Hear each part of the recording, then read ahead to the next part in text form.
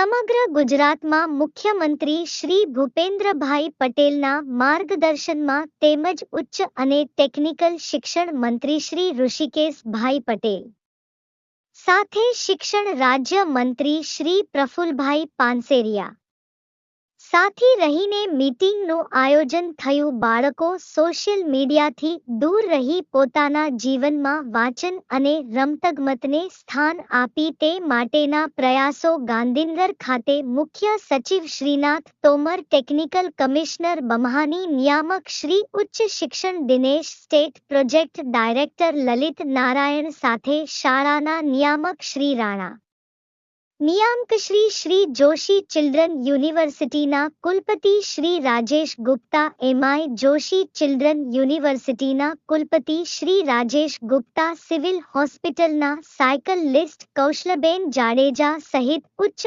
અધિકારીઓ હાજર રહ્યા હતા। પ્રાથમિક શાળાના વિદ્યાર્થીઓને શાળામાં મોબાઈલ લાવવા પણ પ્રતિબંધના પ્રયાસો માટે આ મીટિંગ યોજાઈ હતી। તો આવો સાંભળીએ શિક્ષણ મંત્રી શ્રી પ્રફુલભાઈ પાનસેરિયા એ આપેલું મંતવ્ય।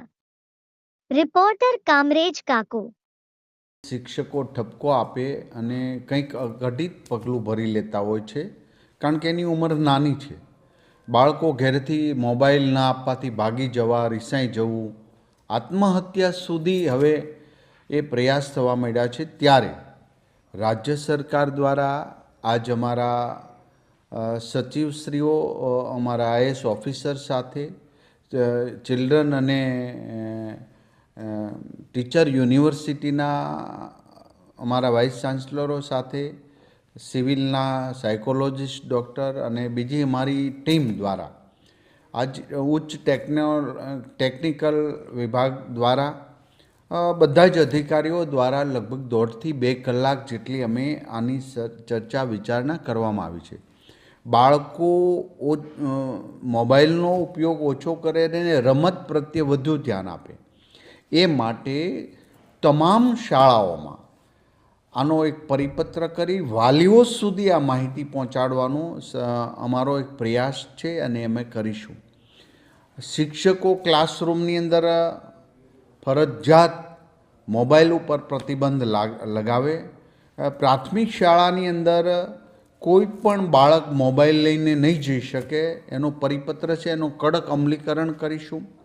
વાલીઓ, શિક્ષકો અને બાળકોની એક ચોક્કસ ગાઈડલાઈન અમે તજજ્ઞો પાસેથી માહિતી મેળવી અને અમે એ પરિપત્ર કરીને વિદ્યાર્થીઓ સુધી અને વાલીઓ સુધી પહોંચે એનું એક અભિયાન સ્વરૂપે ગુજરાતમાં ચલાવીશું। પહેલાં તો એમના મમ્મી પપ્પાએ સોશિયલ મીડિયાની લત કે બાળક હોય ત્યાં સુધી મોબાઈલને ટચ પણ ન કરવો જોઈએ।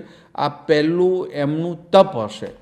આ થોડુંક વહેલું અમે જાગૃતતા સરકાર દ્વારા કરી રહ્યા છીએ અને વિશ્વાસ છે કે પ્રથમ પ્રયાસ આદરણીય મુખ્યમંત્રીશ્રીના માર્ગદર્શન નીચે સરકાર દ્વારા કરવામાં આવ્યો છે। આશા છે મીડિયાઓ પણ આ એક અભિયાન સ્વરૂપે જ્યાં જ્યાં મોબાઈલના ઉપયોગ પર પ્રતિબંધ, મોબાઈલ ત્યાજ્ય કરે છે આવા સમાચારો ટીવી પર આપીને એમને હાઇલાઇટ કરીને લોકો સુધી પોઝિટિવ મેસેજ પહોંચાડે। ઋષિકેશભાઈ પટેલ સાહેબે પણ આ બાબતમાં અમને માર્ગદર્શન આપ્યું છે।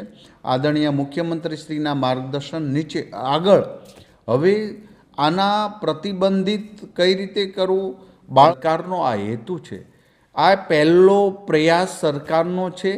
અમને આશા છે કે અમને મીડિયાથી લઈને તમામ ધાર્મિક સંસ્થાઓ લઈને આ એક આંદોલન સ્વરૂપ પ્રવૃત્તિમાં અમને સહયોગ આપશો એટલી હું વિનંતી કરું છું। અસ્તુ।